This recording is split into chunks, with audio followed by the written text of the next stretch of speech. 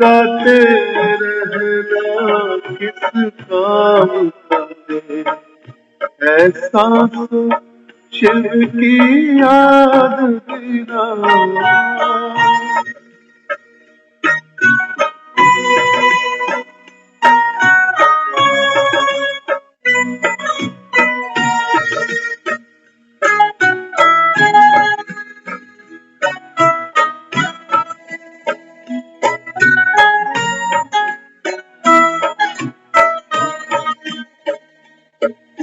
दुनिया में लाखों आते हैं, आते और जाते रहते हैं,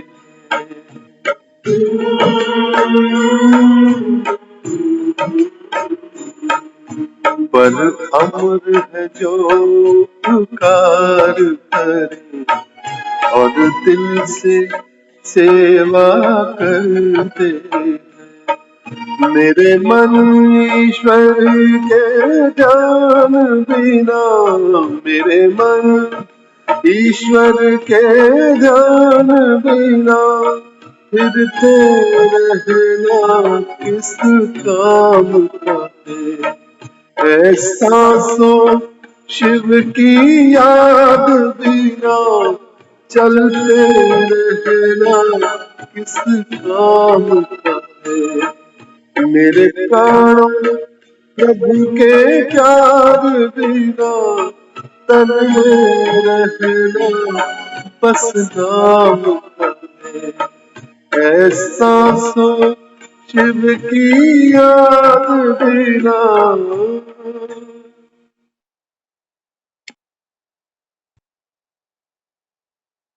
ओम शांति। कल की जो हमारी मुरली थी, सुख दुख का कारण कौन, तो मातेश्वरी जी ने बच्चों को अवगत कराया कि बच्चे, संसार कहता है कि सुख और दुख अपने अपने कर्म से प्रारब्ध बनाते हैं। जैसा हमारा कर्म होता है वैसे ही हमको फल भोगना पड़ता है। तो किस्मत किसने बनाई? किस्मत बनाई स्वयं आत्मा ने। जब आत्मा स्वयं अपना मित्र बनती है, तो किस्मत बनाने वाला कौन है? हमारे अपने कर्म। कर्म का आधार क्या है? कर्म का आधार है हमारा संकल्प शक्ति कितनी पावरफुल है, कितनी प्योर है, कितनी पवित्र है। जैसा हमारा विचार है, जैसा हमारा संकल्प है, वही हमारे कर्म बन जाते हैं। हमारा कर्म ही हमारा भाग्य बन जाता है। तो भगवान को जो हमने समझा कि भगवान ही हमको दुख और सुख देता है, तो भगवान तो न्यारा हो गया कल। उसने बोला मैं तो सिर्फ सुख देता हूँ, दुख देने वाला मैं नहीं। अगर मैं ही तुमको दुख देता हूँ तो फिर मुझसे सुख क्यों मांगते हो, मुझे क्यों याद करते हो? हुँ? तो आज हम देखेंगे कि फिर दुख का कारण कहाँ है। आगे की मुरली सुनते हैं। तो मम्मा ने फिर समझाया, तो भगवान को जब हम दुख में याद करते हैं, इसका मतलब जरूर हमारा उससे कोई दूसरा संबंध है।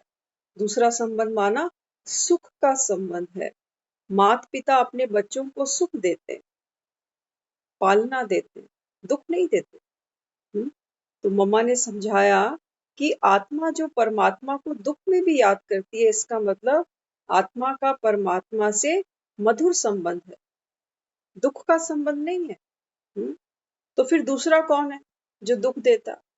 एक है परमात्मा, एक है आत्मा, एक है रचयिता, एक है रचना, दूसरा तो कोई है ही। इसका मतलब दुख का, हमारे दुखों का कारण मैं स्वयं हूँ।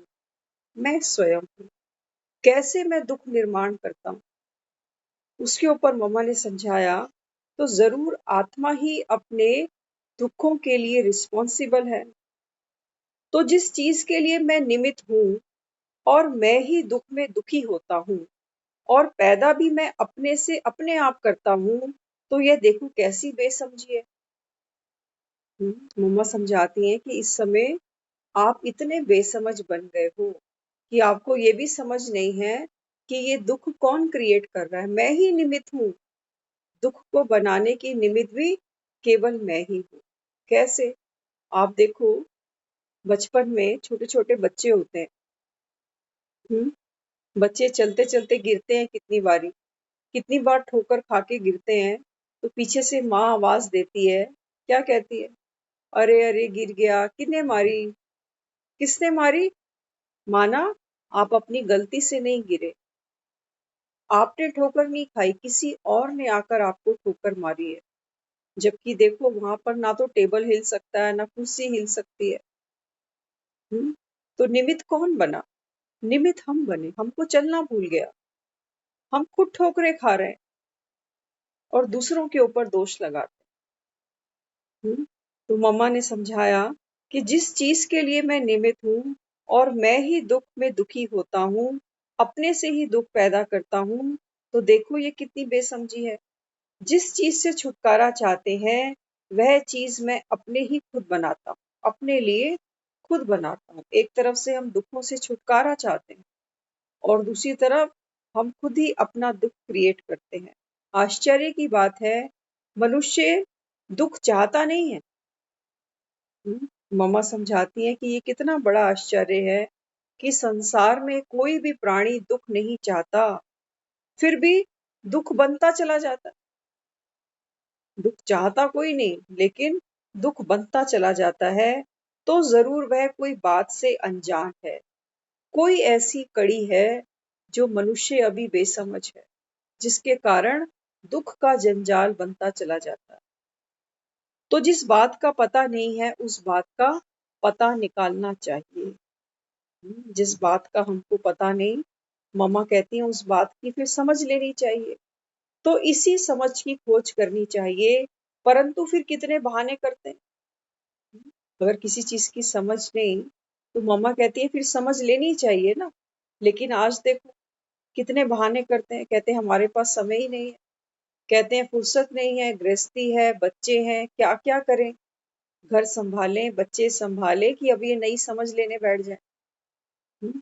फिर उनको सँभालने में भी तो दुखी होते हो ना। देखो, एक तरफ से हम कहते हैं कि हमें समझने का समय नहीं है। हाँ, मम्मा कहती हैं कि आप खुद दुःख क्रिएट करते हो, इसको समझो। तो जब हम किसी को कहते हैं कि आकर समझो कि दुःख कैसे बनता जाता है, जबकि संसार में कोई दुखी नहीं होना चाहता, लेकिन फिर भी दुःख बनते चले जाते हैं, कैसे? तो आकर इसको समझो। तो फिर सब क्या कहते हैं, हमारे पास समय ही नहीं है, परिवार है, बच्चे हैं, क्या-क्या करें? हुँ। फिर मम्मा कहती हैं, "अच्छा ठीक है, गृहस्थी सँभालो, परिवार सँभालो, बच्चे सँभालो, लेकिन वो सँभालते हुए भी तो दुखी होते जा रहे हो। वो कौन-सा आनंद में सँभालते हो? वो सँभालते-सँभालते भी तो आत्मा आज हताश, परेशान, निराश हो चुकी, तो दुखी तो है, दुखी होकर सँभाल रही है। तो फिर क्यों नहीं हमको समझ लेनी चाहिए कि कहाँ हमसे गलती हो रही है। तो मम्मा कहती हैं, फिर उनको सँभालते हुए भी तो दुखी हो पड़ते हो ना, बच्चों को सँभालने में दुखी, गृहस्थी को सँभालने में दुखी, दुखी तो हो ही पड़ते हो, क्योंकि बेसमझ हो। पहले तो समझ मिलनी चाहिए, पहले तो समझ होनी चाहिए कि मैं दुखी क्यों हूँ? क्यों दुखी हूँ? क्या सुख हमारे लिए होता ही नहीं है? हुँ, कई बार अंदर से प्रश्न आता है ना कि हमने क्या ज़िंदगी में कोई सुख आराम नहीं देखना, हम सब यही करने आए हैं बस। पूरी ज़िंदगी यही सब करते निकल गए।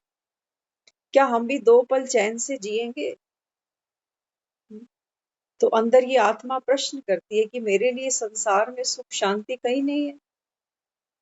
पूछती है कि नहीं पूछती? हुँ, क्योंकि जिस जंजाल में जकड़ी पड़ी है ना, वो करते भी तो दुखी हो रही है। उसको करने में भी तो उसको सुख की प्राप्ति नहीं हो रही ना। तो इसलिए मम्मा कहती हैं फिर समझ लेनी चाहिए कि मैं दुखी क्यों हूँ? कहाँ मिस्टेक है? हुँ, तो कोई बहाना नहीं कि हमारे पास समय नहीं। बहाना करो, अगर सुखी हो तो ज़रूरत नहीं सुनने की। लेकिन हर आत्मा तो दुखी है, बेबस है, मजबूर है, तो फिर सुनने में भलाई है। हुँ? तो मम्मा समझाती हैं, इसी जानकारी के लिए यहाँ बताया जाता है कि जिन चीज़ों को तुमने मेरी समझा है, यही दुःख का कारण है। हुँ? जब कहते हो ना मेरी गृहस्थी, मेरे बच्चे, मेरी ये कल वाली ही जिम्मेदारी। चल रही है? ये कल वाली कल वाली फिल्म, ही थी? कल वाली। अच्छा। तो मम्मा यहाँ समझाती हैं, देखो गहरा रहस्य कि आत्मा दुखी क्यों बन पड़ती है, जबकि कोई भी मनुष्य दुख नहीं चाहता। हम सारे कर्म किस लिए करते हैं संसार में? सुख पाने के लिए, शांति पाने के लिए। लेकिन जितने जितने आगे कदम बढ़ाते हैं, शांति और सुख और आगे बढ़ता चला जाता है। तो मम्मा यहाँ समझाती हैं, इसी जानकारी के लिए तो यहाँ तुमको बुलाते हैं कि आओ सुनो। तो मम्मा क्या रहस्य खोलती हैं यहाँ? वो कहती हैं कि जिन चीजों को आपने मेरा समझा है ना, यही जड़ है, ये जड़ है। कहते हो मेरा शरीर, मेरे परिवार, मेरे बच्चे, मेरा धन, मेरी प्रॉपर्टी, मेरी संपदा, मेरी जिम्मेवारी, मेरा फर्ज, मेरा अधिकार, ये जितना मेरा मेरा का पसारा है, वो कहती है मम्मा यही दुख का कारण बन जाता है। फिर क्या करें, क्या करें? तो मम्मा समझाती है, दुख मिटाने का इलाज क्या है? अब दुख मिटाना है ना, यहाँ किस लिए आए हैं हम? दुख मिटाने के लिए। तो मम्मा समझाती हैं, दुख मिटाने का इलाज क्या है, वह भी जीवन के लिए जानना आवश्यक है। परंतु फिर कहते हैं क्या करें, गृहस्थी छोड़ दे? क्योंकि सुनने को कोई तैयार नहीं, आत्मा के अंदर इतना धैर्य भी नहीं है।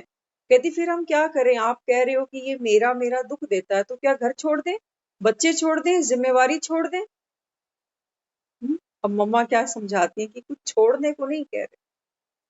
हाँ, छोड़ना क्या है, इलाज तो सुनो कि इसका इलाज क्या है।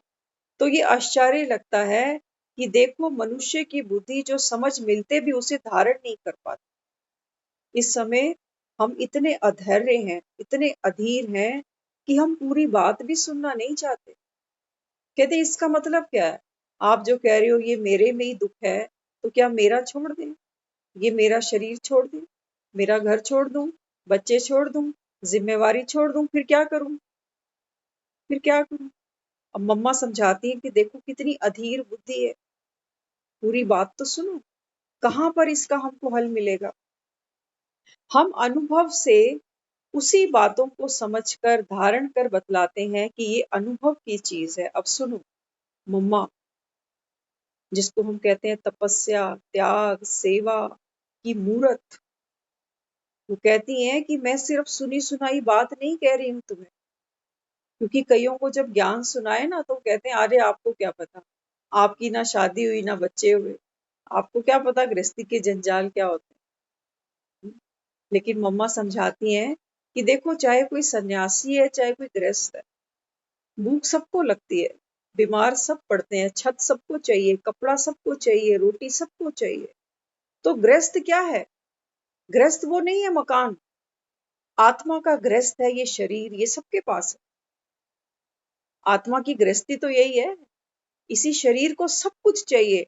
भले ही आप शादी करके बैठे हो, भले ही आप किसी आश्रम में संन्यास लेके बैठे हो, भले ही आपके पास 4 बच्चे हैं, लेकिन जो जरूरत इस शरीर की है वो सबकी है। तो आत्मा का गृहस्थ क्या है? ये शरीर। अब बाबा हमको यहाँ क्या समझाना चाहते हैं? वो हमको ये कहता है कि हम अनुभव से कहते हैं, अनुभव से। देखो इतनी बड़ी बड़ी दादियां दीदियां, इनके भी तो शरीर पे पेपर आते हैं। और हमारे तो बाबा कहता है बच्चे तुम्हारी तो क्या जिम्मेवारी है, 2 बच्चों की, 4 बच्चों की। बाप से पूछो कितने बच्चे संभालता है। आज की मुरली में ही था, तुम्हारा है हद का परिवार, मेरे पास है बेहद का परिवार। किसकी जिम्मेवारी बड़ी है, तुम्हारी या उसकी? तुम्हारा परिवार बड़ा कि उसका बड़ा? तुम्हारे 2 बच्चे शिकायत करते हैं, 4 शिकायत करते हैं, उससे तो दुनिया शिकायत कर रही है। तो फिर क्या बताया मम्मा ने? मम्मा कहती है कि हम अनुभव से कहते हैं, सिर्फ ये नहीं कि पढ़ के सुनाया। हो सकता है किसी ने इसको अपने जीवन का अनुभव बनाया हो या कोई बनाने का पुरुषार्थ कर रहा हो, लेकिन सुनाने में मम्मा कहती हैं कि हमारा ये अनुभव है, अनुभव की अथॉरिटी से हम कहते हैं। तो क्या समझाया मम्मा ने? जरूर अनुभव हुआ है तभी तो कहते हैं कि प्रैक्टिकल में किस तरह से सुख की प्राप्ति हो सकती है। अब दुख तो दिख रहा है, दुख तो दिख रहा है। देखो बीमार होता है ना, बीमार को पता चलता है कि मैं बीमार हूँ, मुझे कहाँ दर्द है, कहाँ तकलीफ है। बीमार को पता, वो अनुभव से कह रहा है कि मैं बीमार हूं, लेकिन जब उसकी बीमारी धीरे धीरे कम होगी, वो अनुभव से कहेगा कि पहले से आराम आ गया, अब 50% आराम है, 80% आराम है, अब कहेगा बिल्कुल ठीक है। तो किसी ने दवाई की होगी तब तो बताएगा ना। हाँ, तो मम्मा क्या समझाती हैं? मम्मा कहती हैं कि अभी वह जो सुख का दाता है, वह हम सबको अपना परिचय दे रहा है। सुख का दाता, दुखों का जो इलाज करने वाला है, जो डॉक्टर है, वो आ चुका। पेशेंट वेट कर रहे हैं, दुनिया वेट कर रही है, हर कोई दुखी है, हर कोई किसी ना किसी दर्द से, पीड़ा से उसका इंतजार ही कर रहा था कि डॉक्टर साहब कब आएंगे। बड़ी तकलीफ में आज हरा। तो उस रूहानी सर्जियन का, उस दाता का, उस सुख दाता का हर आत्मा इंतजार कर रही है कि आके हमारा दुख दूर करे। हाँ, तो मम्मा कहती हैं कि इस समय प्रैक्टिकल में वो रूहानी डॉक्टर यहाँ आ चुका है। आज तक हमारे पास दुखों का कोई निवारण नहीं था, टेम्परेरी सॉल्यूशंस थे। लोग, किसी ने बोला माला जप लो, किसी ने बोला व्रत कर लो, किसी ने बोला ये दान कराओ, किसी ने बोला ये अंगूठी पहन लो। जिसने जो जो जिसकी बुद्धि थी, उन सब ने हमको कोई ना कोई टेम्परेरी सॉल्यूशंस दिए, लेकिन बीमारी नहीं भागी, क्योंकि जड़ भीतर थी। दुनिया ने जो इलाज दिए ना, वो भीतर को नहीं दिए। आत्मा का इलाज किसी ने नहीं किया, वो परिस्थितियों का इलाज करते रहे। घर में कलेश होता था, कहते थे घर बदल दो, वास्तु ठीक नहीं है। कहीं रिश्तों में खटास आती थी, कहते थे रिश्तों में अगर खटास है तो फिर क्यों नहीं कोर्ट में साइन करा के किनारे कर लेते। ये सॉल्यूशंस दिए हमको लोगों। भाई भाई में बनती नहीं, सॉल्यूशन दिए लीगली की बंटवारा कर लो। बटते बटते सिर्फ दीवारें नहीं खड़ी हुई, दिल के अंदर दीवारें पड़ गई। तो ये तो दुनिया के डॉक्टर्स के पास जो नीम हकीम खतरे जानते, वो सब हमने कर दिया। अब मम्मा कहती है कि आत्मा का डॉक्टर आया, आत्मा दुखी हुई है, आत्मा ने पुकार करी है उसकी, तो आ गया है डॉक्टर। हम्म, अब वो डॉक्टर कैसा है? वो कहता है कि मैं खुद अपना परिचय देने आया हूँ कि बच्चे तुम दुखी क्यों हुए हो। एक डॉक्टर होता है ना, कुशल डॉक्टर, वो पहले पेशेंट को बताता है कि ये बीमारी क्यों आई, इसका कारण क्या, क्या आप ऐसा करते हो जो ये प्रॉब्लम बार बार फेस होती है। हम्म, तो रूहानी डॉक्टर आया है, हर आत्मा की नब्ज चेक करके क्या बताता है कि तुम दुखी क्यों हो। क्या बताता है सबको? कि तुम दुखी क्यों हो, दुख का कारण क्या है। तो फिर क्या बताया? दुखी क्यों हो, कारण तो तुम्हारा ही है, लेकिन तुम्हारे में ऐसी कौन सी बात है जो तुम्हें खुद को पता नहीं चलती। अब बीमार को ये तो पता है कि मैं बीमार हूँ, मुझे दर्द है, लेकिन क्यों है वो बीमार को नहीं पता। वो डॉक्टर के पास गया यही पूछने के लिए कि बताओ अब करना क्या है। तो डॉक्टर अब क्या कह रहा है? वो आके कह रहा है कि देखो तुम बीमार तो हो, लेकिन कारण क्या है ये तुमको नहीं पता, ये मैं बताऊं। तो सुने क्या बताता है बाबा। क्यों आत्मा आज इतनी दुखी है, क्यों इतनी पीड़ा में है, दर्द में है। तो फिर वो क्या बता रहा है? परमात्मा इस समय स्वयं आया है और कहता है कि देखो तुमको ये नहीं पता चलता कि आत्मा बीमार क्यों हुई है। बीमार, ये सिम्टम्स तो आप कैच करते हो, लेकिन क्यों है वो हमको बताता है। क्या तुम्हारे कर्म ही दुख का कारण बनते जा रहे हैं? अब डॉक्टर क्या कह रहा है पेशेंट को कि तुम जो कर्म करते हो ना, सारा लेट सोते हो, लेट उठते हो, खाने पीने का तुम्हारा कोई समय नहीं, गलत चीजें खाते हो, गलत एडिक्शन यूज करते हो, तो तुम्हारे जो कर्म है ना, इसी वजह से तुम दुखी हो। हम्म? दुनिया में आज तक हमको किसी ने बोला, किसी पंडित के पास जाएं, हाथ दिखाओ, जन्म पत्री दिखाओ, कभी कोई पंडित नहीं कहेगा, कभी कोई नहीं कहेगा कि नहीं। वो कहेगा देखो आप तो सबका भला करते हो, लेकिन आपको रिटर्न कोई नहीं देता, आपके ग्रह खराब है। वो दूसरी चीजों को ब्लेम करते हैं, आपके नक्षत्र खराब, ग्रह खराब, परिस्थितियां बेकार, लेकिन तुम ठीक हो। पेशेंट को कोई पेशेंट कहता ही नहीं है वहां पर। हम्म? तो यहाँ पर बाबा क्या समझाता है? वो कहता है कि तुम्हारे जो कर्म है ना, डॉक्टर बैठ के कह रहा है कि जो खाते हो पीते हो, तुम्हारा जो रवैया है, वही तुम्हारे दुख का कारण बन गया। तो क्या बताया? तुम्हारे जो कर्म है वही दुख का कारण बनते जा रहे हैं। वह आकर के समझो। समझो, वो डॉक्टर कहता है कि अब डिटेल में मेरे से बात करो। आकर के समझो। हम इतनी ऑफर करते हैं तो भी आश्चर्य है, देखो सुनते भी नहीं। अब देखो कितनी जगह जगह पर कैंप चलते हैं, आपने सुना होगा, शराब छुड़ाने के कैंप चलते हैं, कहाँ पर क्या क्या चलता है, नशा मुक्ति के अभियान चलते हैं, कोई नहीं जाता। वो पकड़ पकड़ के लेके आते हैं कैंप कि आ जाओ, एडिक्शन छोड़ो, कुछ नहीं रखा इनमें, तुम्हारा परिवार खराब हो रहा है, बच्चे खराब हो रहे हैं, घर परिवार जमीनें बिक रही हैं, लेकिन कोई नहीं जाता। फ्री सेवा देते हैं वो, लेकिन जाके कोई राजी नहीं, क्योंकि नशों की आदत कितनी पड़ चुकी है। अब बाबा कहता है, रूहानी सर्जियन कहता है कि मुझे हैरानी आती है कि मैं आया हूं, आकर तुमको बता रहा हूं कि तुम क्यों दुखी हुए, क्यों बीमार हुए, आकर समझो। लेकिन बाबा कहता है ये भी वंडर है। क्या वंडर देखता है? वो देखता है कि फिर लोग क्या कहते हैं, कहते हैं हमारे पास तो समय कहाँ है। फिर क्या कहते हैं? शायद किस्मत में ऐसे ही चलना लिखा है। अब देखो किस्मत के ऊपर सारी बात छोड़ दी। बाबा कहता है, मैं कहता हूँ आकर समझो, क्यों दुखी हो, क्यों परेशान हो। लेकिन फिर दुनिया क्या कहती है? हमारी किस्मत ही ऐसे लिखी है, कुछ कोई नहीं कर सकता। तो बाबा कहता है, मैं फिर हैरान होता हूँ कि किस्मत के ऊपर बात डाल दी। इसको ही कहा जाता है अहो मम माया। ये जो माया है ना, बाबा कहता है बच्चे इसके रूप अनेक है, बड़ी चमकीली है, करते हैं अलबेलापन। हाँ, लेकिन बाबा कहता है कि ये भी माया का रूप है। कहते हैं अरे छोड़ो, जाने दो, इतना समय किसके पास है।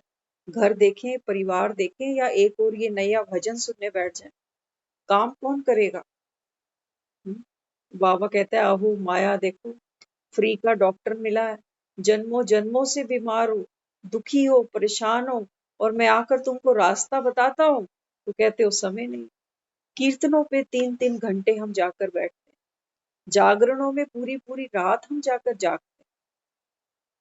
लेकिन बाबा कहता है आत्मा की बीमारी दूर हुई, थोड़ी देर के लिए हमको वहां सुख की अनुभूति होती है। उसका भी कारण सिर्फ इतना है कि थोड़े समय के लिए ना ये रील बंद हो जाती है। घर में जो चल रहा है, किसी के साथ रिश्तों में जो चल रहा है, अपनी प्रॉब्लम से थोड़ी सी देर हम वहां उस माहौल में वो सब भूल जाते हैं, तो उतनी देर हमको रस मिलता है। लेकिन जैसे ही वो सब ऑर्केस्ट्रा बंद होता है, मंडली शांत होती है, माइक बंद हो जाते हैं, फिर से ये माइक शुरू हो जाता है, ये स्पीकर फिर से बोलता है, फिर दुखी हो जाता है। तो बीमारी कटी तो नहीं ना? बीमारी कटी नहीं। अगर इस हाथ में चोट लगी है, इस हाथ पर हमने कोई बैंडेज, कोई मलहम नहीं लगाया, इसको भूलने के लिए अब यहाँ पर भी एक वार कर दिया कि ये तो भूल जाए कम से कम, फिर एक नई चोट लेकर बैठ जाता।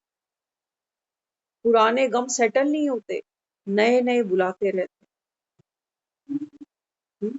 तो इसलिए बाबा कहता है कि बच्चे ये माया है, एकदम माया तुमको पकड़ कर बैठी है। जैसे दिखाया था ना, प्रहलाद को होलिका गोद में पकड़ के बैठी है कि जाके दिखा, क्योंकि कहती है मुझे तो वरदान है, मैं तो नहीं जलूंगी, लेकिन ये प्रहलाद तो जल जाए। तो ऐसी माया भी बैठी है हमको गोद में लेकर। माया को तो वरदान है, लेकिन बच्चों को बाबा की पकड़ के बैठी हो, तो उसको तो नरसिंह अवतार बनना ही पड़ेगा। आधा नर आधा सिंह, आधा पिता आधा धर्मराज बनना पड़ेगा। जो बच्चे प्यार से नहीं सुनेंगे ना, बाबा कहता है फिर धर्मराज बनकर बैठूंगा। आना तो यहीं पड़ेगा, और कोई रास्ता नहीं।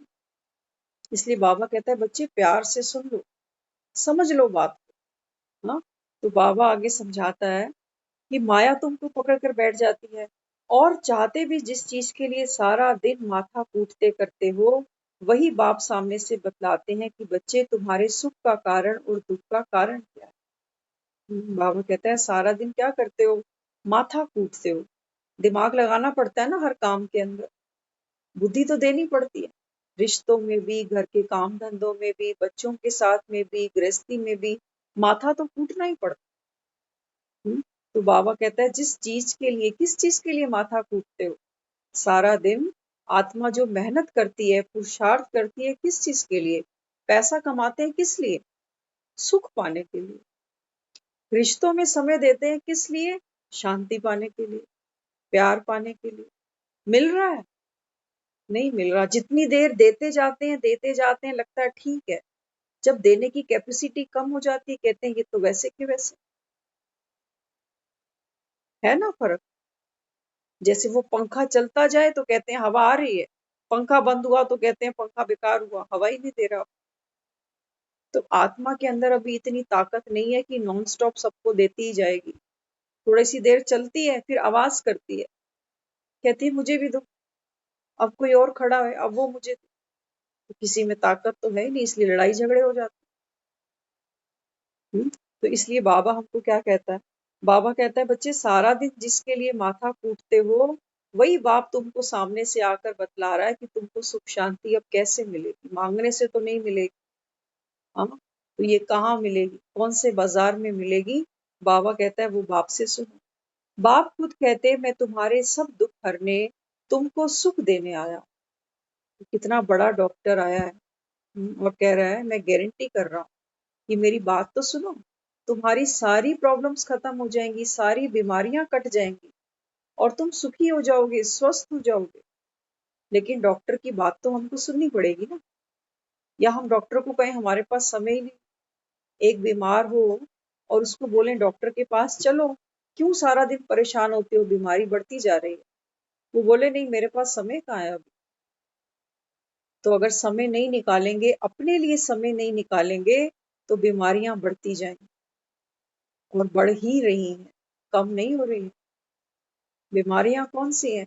शरीर की बीमारी की बात नहीं है, वो तो है ही है, वो तो दिखती हैं।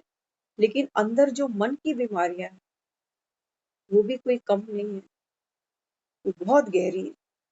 हम्म?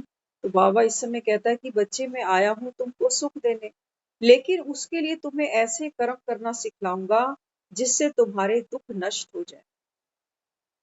तो लोग डॉक्टर के पास जाते हैं ना, कहते हैं हमें डाइट चार्ट देना, क्या खाना है, कितना खाना है, कितनी कैलोरीज बर्न करनी है, कितनी कंज्यूम करनी है, सब पूछ कर आता। तो बाबा कहता है कि बच्चे इस समय मेरे पास आओ तो ऐसे कर्म करना सिखलाऊंगा। इस समय वो कह रहा है कि मेरी श्रीमत पर चलो। तब हम दुनिया में कहते हैं कि भगवान की मर्जी से पत्ते हिलते हैं। कल चल रही थी ना यही बात। हाँ, दुनिया सोचती है कि भगवान की मर्जी के बिना हम क्या करें, क्या करें। अब बाबा कहता है कि बच्चे ये सब मेरे ऊपर मत डालो। अर्जुन भी यही गेम खेल रहा था कृष्ण के साथ कि हे माधव, अगर ये सब लड़ाई झगड़ा करके ये सब मेरे भाई बंधव खत्म हो जाएंगे, तो ऐसी शांति मुझे नहीं चाहिए। मुझे ये रण नहीं जीतना। वो भागना चाहता, मुंह छिपाना चाहता, लेकिन वो फिर भी सारथी बना रहा। 18 अध्याय तक समझाता रहा उसको। एक अध्याय में समझ में नहीं आई उसकी, दूसरे में समझ नहीं आई, तीसरे में समझ नहीं आई, 18 अध्याय तक वो उसको समझाता चला। बोला ये रण तो तेरा है, इसको लड़ना है कि नहीं ये चॉइस तेरी है। हाँ, इसको जीतना ना जीतना वो कर्म का फल है, वो तेरे हाथ में भी नहीं। लेकिन तू लड़ेगा तो इतिहास तेरा गायन करे, नहीं लड़ेगा ये सब तो पहले ही मरे पड़े। अब बाबा भी हमें यही कहता है। वो कहता है ना दैहिक संबंधों को भूलो। तो बाबा कहता है कि बच्चे यहाँ आने से पहले भी इनके कितने जन्म हो चुके, और ये शरीर छोड़ने के बाद भी तुम्हारे कितने जन्म और होने वाले हैं। ऐसा नहीं है कि तुम इनको बुद्धि से भूल जाओगे तो ये मरेंगे नहीं, ये तब भी मरेंगे। तो बुद्धि से पहले से ही भूल जाओ, ताकि आत्मा के अंदर इतनी शक्ति, इतना बल हो, क्योंकि ज्ञान को धारण किया उसने। तो बाबा क्या कहता है, मैं तुमको ऐसे कर्म करना सिखलाऊंगा। वो डॉक्टर ही सिखाएगा कैसी एक्सरसाइज करनी है, कितनी देर करनी है, वो डॉक्टर ही सिखाएगा।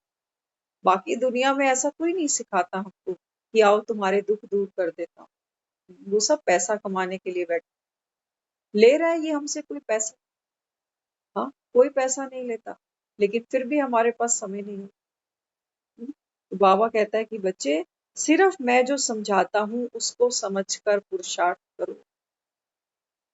सिर्फ मैं जो समझाता हूँ उसको समझकर अपने जीवन में धारण करो कि क्या समझाना चाहता है हमको। भगवान है, कोई छोटी मोटी चीज नहीं है। बापों का बाप है, पतियों का पति है। बाबा कहता है जो मैं समझा रहा हूँ मेरी श्रीमत सुनो। बहुत कम आत्माएं हैं जो भगवान की श्रीमत को सुन पाती हैं। अगर याद हो तो सुनना, महाभारत टीवी सीरियल जब देखते थे तो अभी युद्ध शुरू नहीं हुआ था, ये गीता का उपदेश चल रहा था कृष्ण और अर्जुन के बीच। वहां खड़ा दुर्योधन पूछता है कि ये क्या चल रहा है, युद्ध का शंख क्यों नहीं बजाया अभी। तो भीष्म पितामह ने क्या जवाब दिया। भीष्म पितामह ने कहा कि अगर एक शब्द मेरे कान में पड़ जाए तो मेरी मुक्ति हो जाए। लेकिन हमारे भाग्य में नहीं है कि कृष्ण अर्जुन को क्या कह रहा है। तो देखो हमारा भाग्य देखो, वो बाल ब्रह्मचारी भीष्म पितामह, इच्छा मृत्यु का वरदान उसको सुनने को नहीं मिला, और हम सुन रहे हैं कि भगवान क्या सुना। हम उसके अर्जुन बने क्योंकि वो कौरवों की टीम में खड़ा हुआ था, इसलिए नहीं सुन पाया, और हम पांडव की टीम में बन गए। तो बाबा कहता है बच्चे जो कह रहा हूं उसको समझो, समझकर अपने जीवन में उसको धारण करो। तुम्हारे ही दुख नष्ट करने की मैं तुमको शिक्षा देता हूँ, जिसको धारण कर लो, क्योंकि यह है दुख भंजन।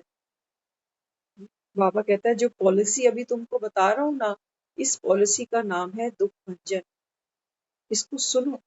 दुख भंजन पाठ करने से कुछ नहीं होगा, हमने खूब किए हैं। गुरुद्वारे जाते थे, वहां दुख भंजन साहिब पढ़ो, इसको जाप करो इसका। लेकिन दुख भंजन पढ़ने से दुख नहीं चले जाते।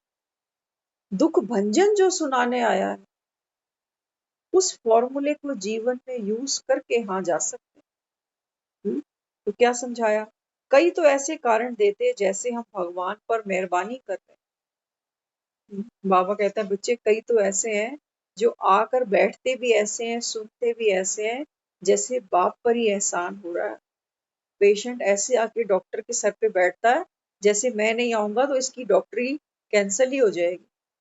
कोई पेशेंट ही नहीं है इसके पास एक मेरे अलावा। है ऐसा? भगवान के पास क्या कमी है दुखियारों की? उसको कोई कमी नहीं। मंदिरों में देखो कितनी लाइनें लगी पड़ी। अभी तो वो साक्षात नहीं बैठा मंदिर में, सिर्फ मूर्तियों के आगे ही कितनी लाइनें लगी पड़ी। और अगर दुनिया को पता चले कि साक्षात आकर बैठा हुआ तो छोड़ देंगे उसको हल्के? कोई नहीं छोड़ेगा। पूरा हिसाब मांगेंगे उससे, बताओ हम इतने दुखी क्यों हैं, क्यों हमारा भाग्य ऐसे लिखा।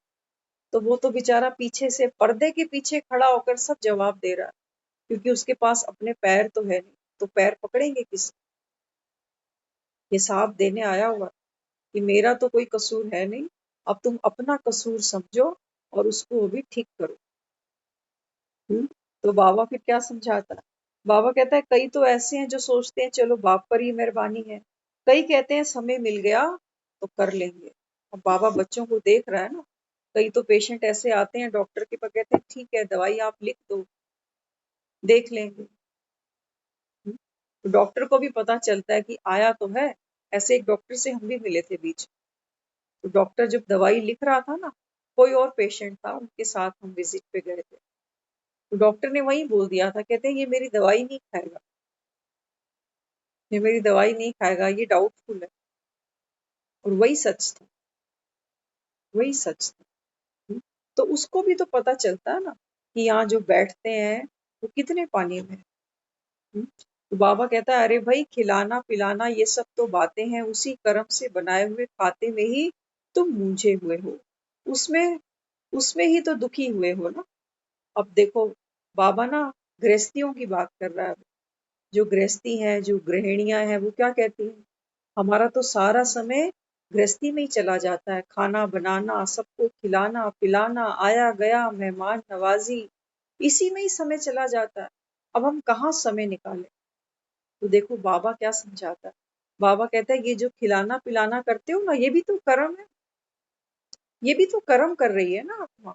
बच्चों को खिलाया, आए गए को खिलाया, सबकी देखभाल करी, तो ये खिलाने पिलाने में जो कर्म के खाते तुम बढ़ाते जाते हो, ये कर्म हम बढ़ा रहे हैं। कैसे?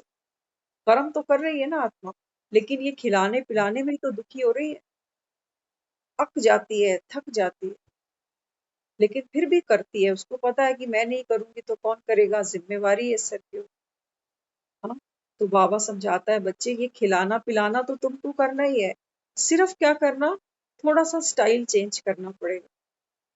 खिलाना पिलाना तो है ही, वो हमको कार्य से छुट्टी नहीं दिलाएगा, कर्म का संन्यास वो हमको नहीं दिलाएगा, लेकिन वो क्या करेगा, वो हमको एक नया तरीका देगा कि ये खिलाना पिलाना आप करना कैसे।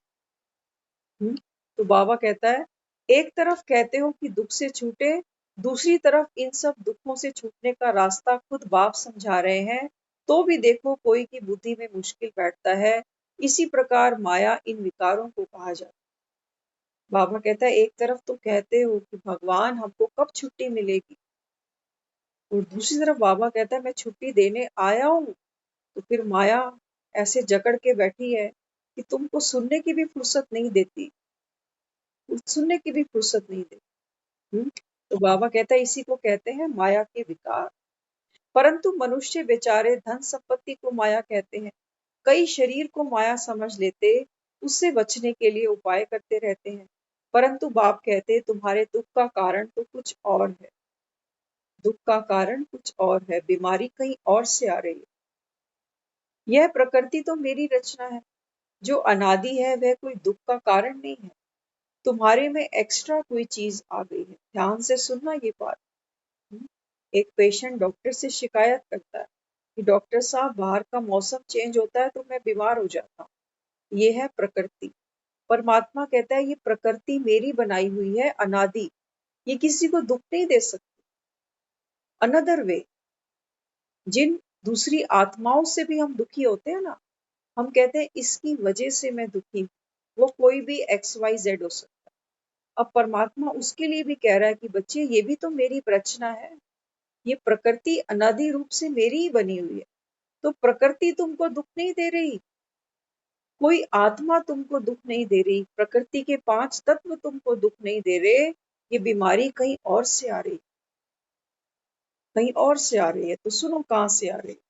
बाबा कहता है कि बच्चे, ये प्रकृति तो मेरी रचना है जो अनादि है, ये दुख का कारण नहीं है, तुम्हारे में कोई एक्स्ट्रा चीज आ गई है, एक्स्ट्रा चीज आ गई। तो कौन सी एक्स्ट्रा चीज है जो तुम्हारे दुख का कारण है? हाँ, तो क्या एक्स्ट्रा चीज आई है? दुख का कारण है विकार। बाबा कहता है, जब तुम घर से चलते हो ना, तो तुम्हारे के अंदर कोई विकार नहीं होता। इसलिए जब कोविड चला था ना, तो सब क्या कहते थे, stay at home, work from home, कहते थे ना कि घर में रहो, बस बाहर नहीं जाओ। तो बाबा भी हमें यही कहता है कि बच्चे, जब आप घर में थे तो कोई विकार नहीं था, सेफ थे। लेकिन बाबा कहता है, इस डेंजर जोन में जाने के बाद में आपने इन्फेक्शन कैच किया, विकार का वायरस आपको कैच किया है। वायरस दिखता थोड़ी है, सिम्टम्स फील होते हैं। अब किसी को कोविड है कि नहीं है, ये तो टेस्टिंग हुई ना, सिम्टम्स फील हुए, जाके टेस्ट करा लिया। अब हमको फील तो होता है कि कोई ना कोई प्रॉब्लम तो है अंदर, दुख तो खड़ा है कोई ना कोई। लेकिन बाबा कहता है कि अब ये वायरस अंदर है, कहाँ से आया, कहाँ से आया? बाबा कहता है, ये विकार कहाँ से आ गया? घर पे थे तो नहीं था, घर पे नहीं था बाबा, किसी को भी नहीं था। सब आत्माएं तो घर से आई हैं, किसी को भी नहीं था। तो बाबा कहता है, यहाँ एक दूसरे के साथ में जब इंटेंगल हुए, तो बाबा कहता है विकार बढ़ते चले। तो इसलिए बाबा समझाता है, दुख का कारण है विकार। विकार कोई शरीर नहीं है, संसार विकार नहीं है, विकार एक अलग चीज है, जो आने से फिर ये सब चीजें दुख का कारण बन जाती।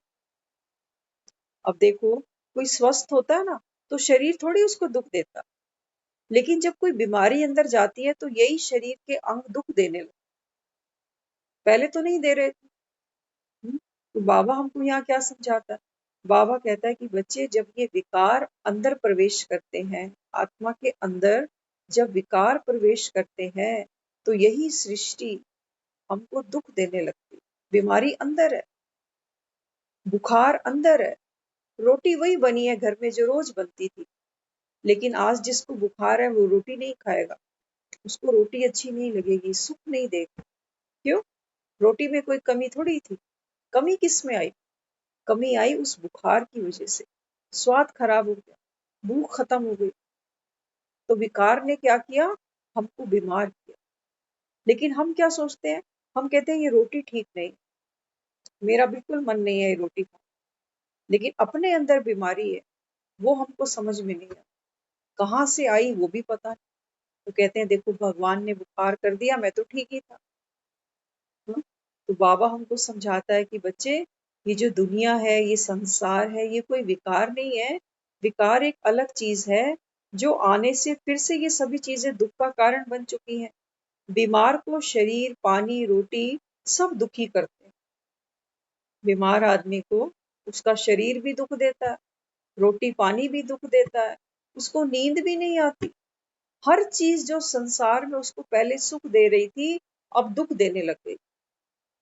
नींद आ नहीं रही, उस सुख से भी वंचित हो गया। हम्म? शरीर से अच्छा खाता था, पहनता ओढ़ता था, वो सुख भी उसको नहीं मिल रहा। रोटी पानी से भी दूर हो गया। हम्म? तो जो चीजें पहले सुख देती थी, आज वो दुख बन गई। किस कारण से?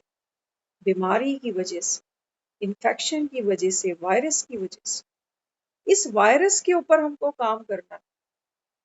इस वायरस पे काम करना है। आज तक हमने क्या किया? किस पर काम किया आज तक? हमने रोटी पर काम किया कि इस रोटी से मन राजी नहीं हो रहा। हमने जगहें बदल दी, हमने अपने इष्ट देवी देवता बदल दिए, हमने वो सब कुछ बदला जो हम बदल सकते थे। लेकिन ये वायरस अंदर छुप कर बैठा रहा।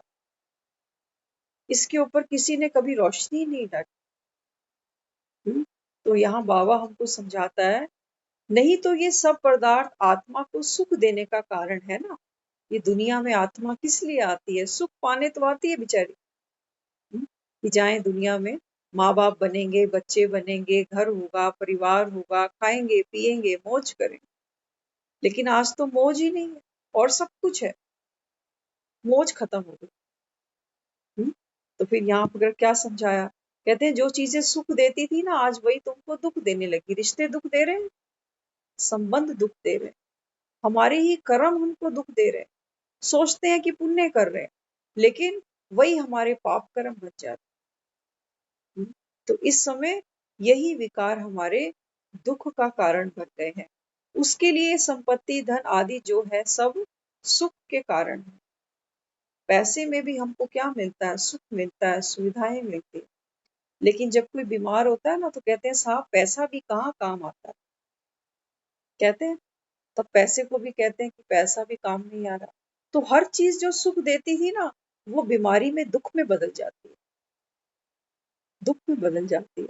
लेकिन वो पैसा थोड़ी दुख दे रहा। हमारी बीमारी इतना दुखी करती है हमको।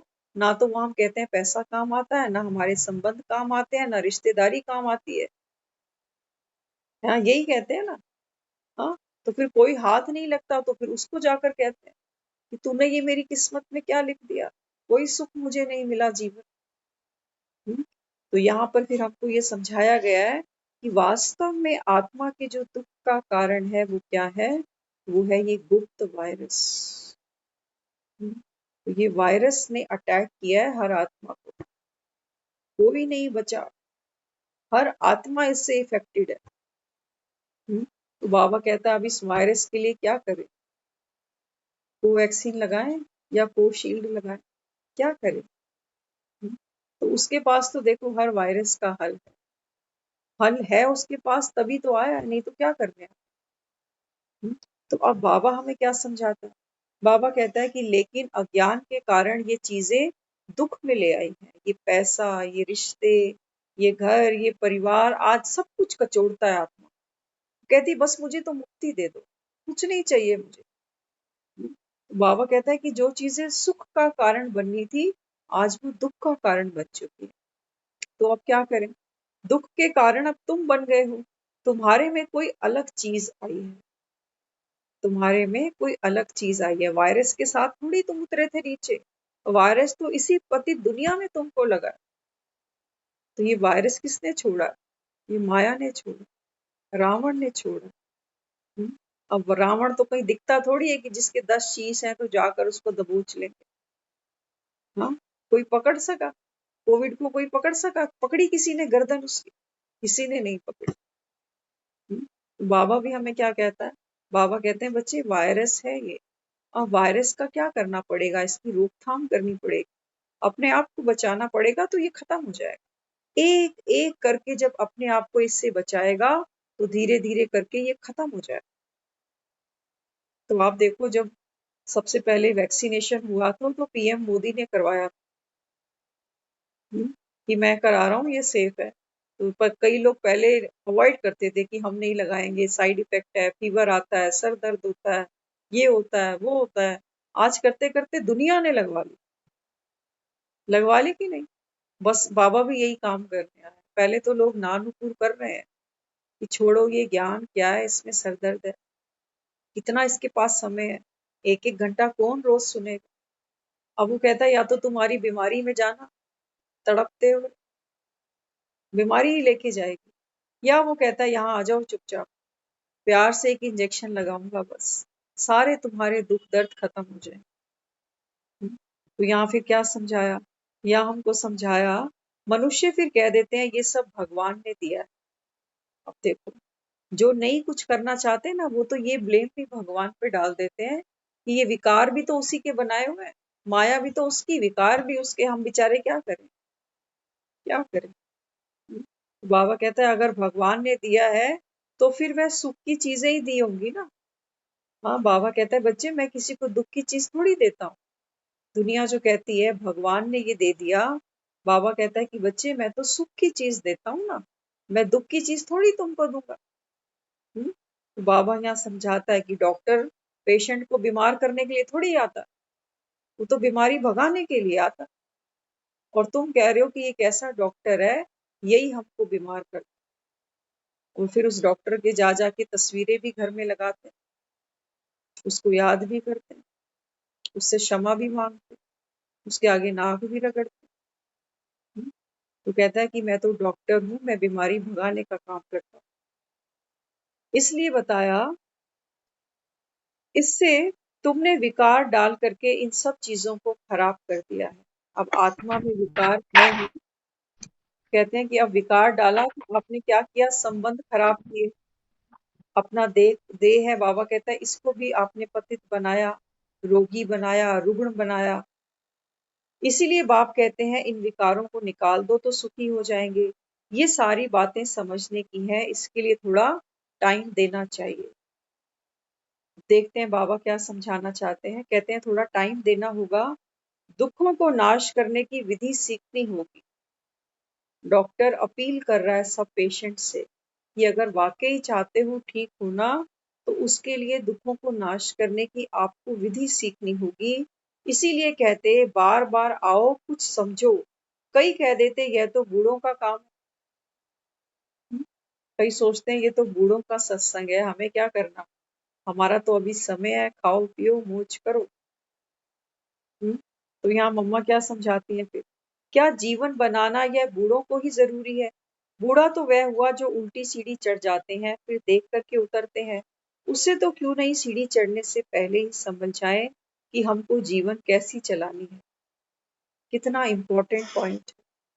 मम्मा समझाती हैं जो बूढ़ा है ना, जो बुजुर्ग है, वो तो अपना जीवन बेचारा उल्टा सीधा जैसे उसको समझ में आया वो जी रहा है। अब उसको समझ में आ रही है तो उसको सीढ़ियां उतरनी पड़ेगी। लेकिन तुम तो अभी तक बुढ़ापे तक पहुंचे ही नहीं ना, तो तुम्हें पहले ही जब राइट डायरेक्शन मिलेगी तो तुम भटकने से बच जाओ।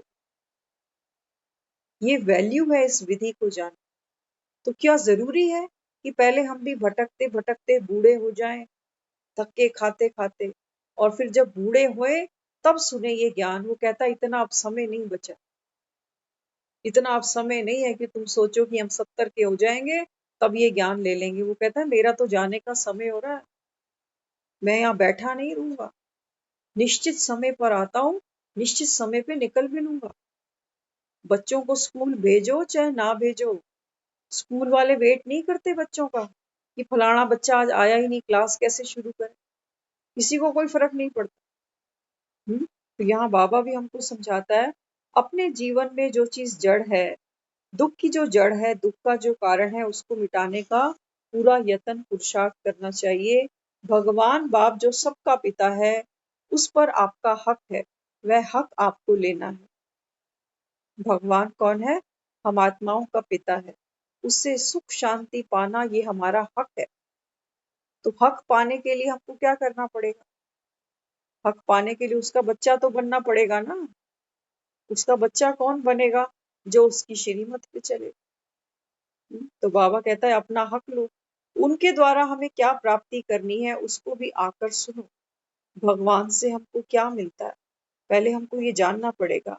फिर भी कोर्टों में कोई जागते हैं। बाबा कहता है मैं इतना कुछ सुनाता हूँ, समझाता हूँ, लेकिन जागने वाली आत्माएं, बाबा कहता है वो करोड़ों में कोई एक ही होती है। सबके बस की बात नहीं है, क्योंकि वो तो ज्ञान का सागर है। एक सागर को देख देख के भी आंखें इतनी थक जाती हैं, इतना विशाल होता है वो। हाँ, तो भगवान की गहराई क्या कोई नाप सकता है?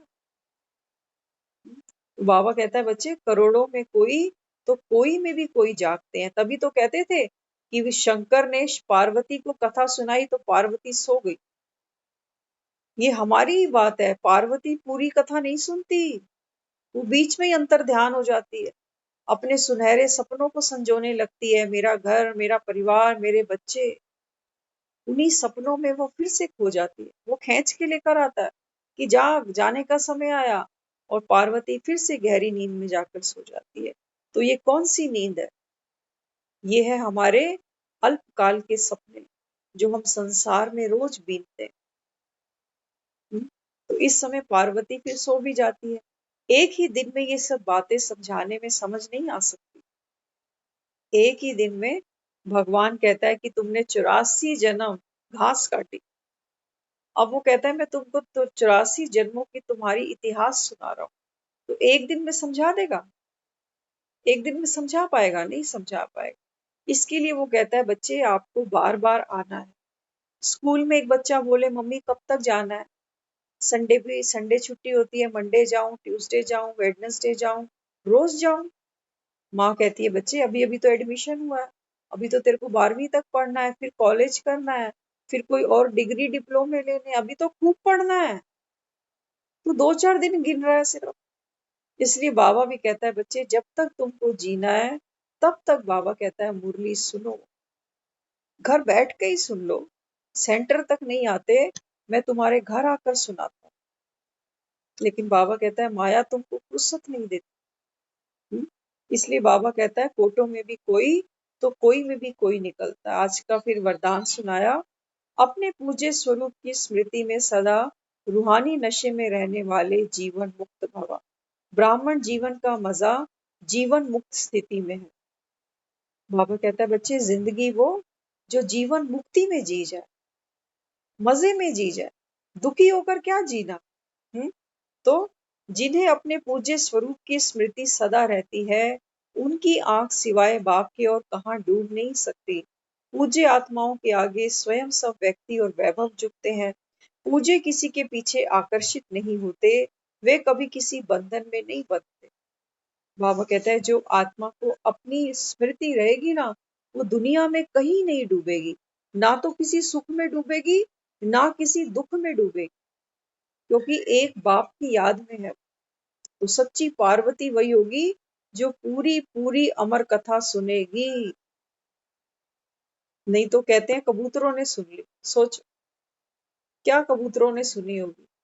हाँ, बाबा कहते हैं बच्चे ये बात तुम्हारी है, तो सच्ची पार्वती बनना, पूरी अमर कथा सुनना, तभी बाबा कहता है तुमको मुक्ति और जीवन मुक्ति का वर्षा मिलेगा। बीच में नहीं सोना, माया आएगी तुमको थापी देने की, सो जा, टाइम ज्यादा हो गया, थक गए।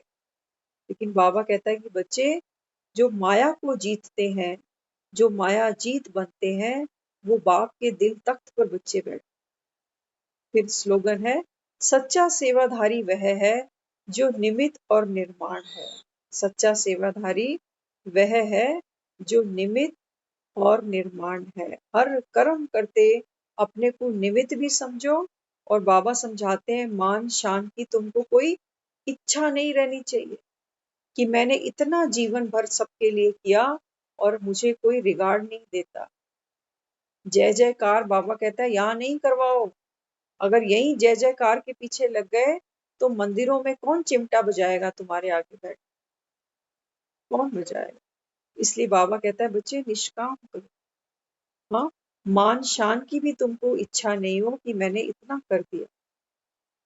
तो ये मुरली में हमको समझाया गया है कि सुख और दुख का कारण ना तो भगवान है, ना बेचारी आत्मा है, ये कोई और तीसरी चीज थी जिसको हम कहते हैं विकार। ये विकार बीच में प्रवेश करता है जब द्वापर शुरू होता, तो बढ़ते बढ़ते बढ़ते बीमारी आज इतने बड़े स्केल पर जाकर खड़ी हो गई है कि हमारे किसी के भी पास इसका कोई हल नहीं। तो परमात्मा आए हैं ज्ञान के द्वारा इन विकारों को दूर करने के लिए। तो जब तक हम ज्ञान की डोज नहीं लेंगे, यही वो वैक्सीनेशन है, यही वो वैक्सीनेशन है, ज्ञान की डोज। वो हमको रोज देता है। कहता है बच्चे आपकी बीमारी तो 63 जन्म पुरानी है ना, तो ये डोज हमको रोज लेनी पड़ेगी।